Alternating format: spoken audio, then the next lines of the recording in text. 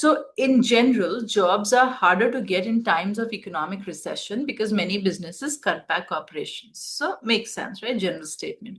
However, any future recessions in Wagonia will probably not reduce the availability of teaching jobs at government funded schools. So, they're saying that this will not be impacted, right?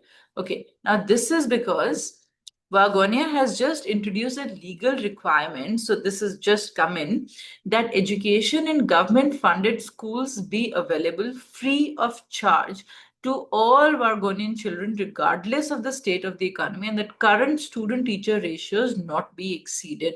So essentially, they are saying that a new legal requirement has come that in government funded schools, everyone is offered admission free of charge, right? Everyone will get admission free of charge, and for all Wagonian children.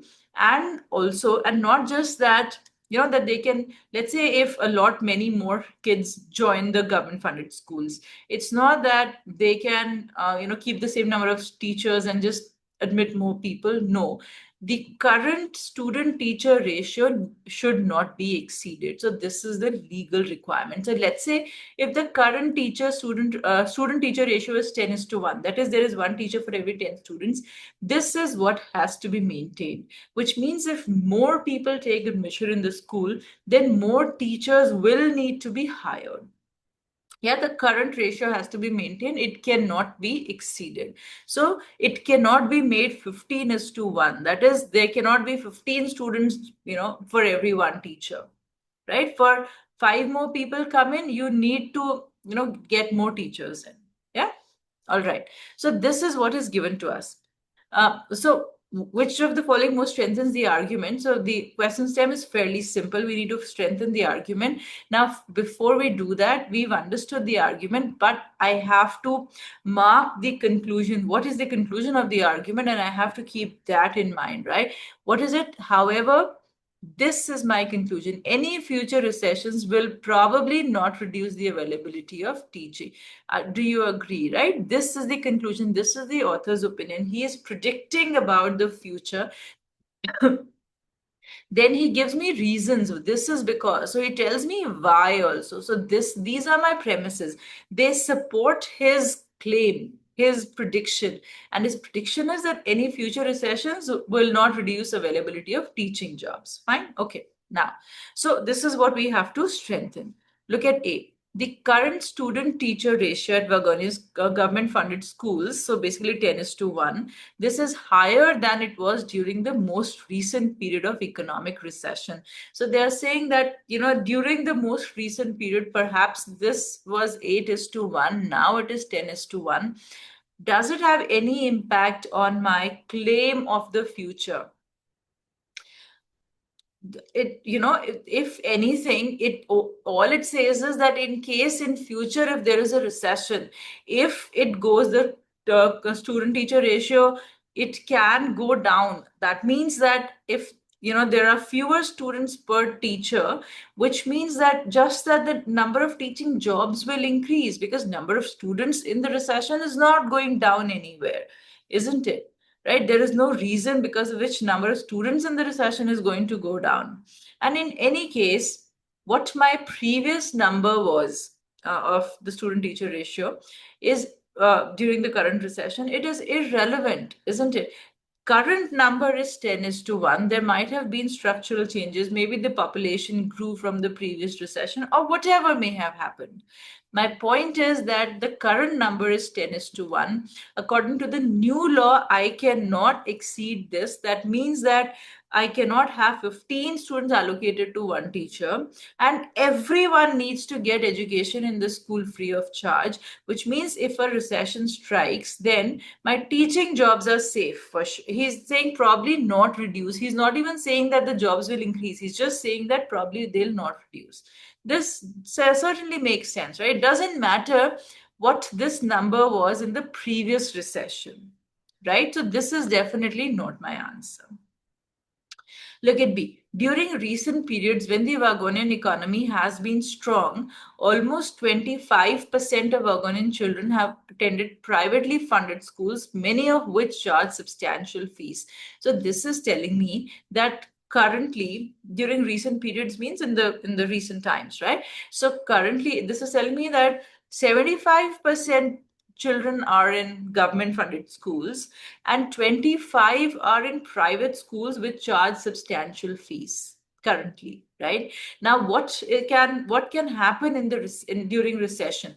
I have been told that jobs are harder to get in times of economic recession because many businesses cut back operations. So, what can happen is that people lose jobs during recession, and fewer of these 25% people will go to privately funded schools, and more of them will come to government funded schools.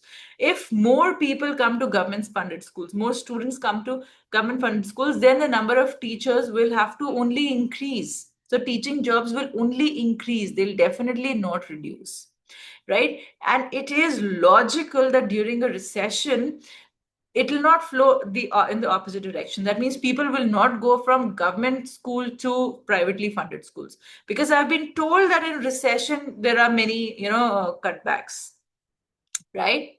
So then this is my answer. Does it make sense? Yeah, those of you who got it incorrect, do you understand why this is the answer? Because it may seem that there is no relevance of this option, but think very clearly of what can I infer from this. If 25% children are going to private schools and only 75% are going to government schools during recession, it means there is a high chance that some of these 25% people will also come to government schools.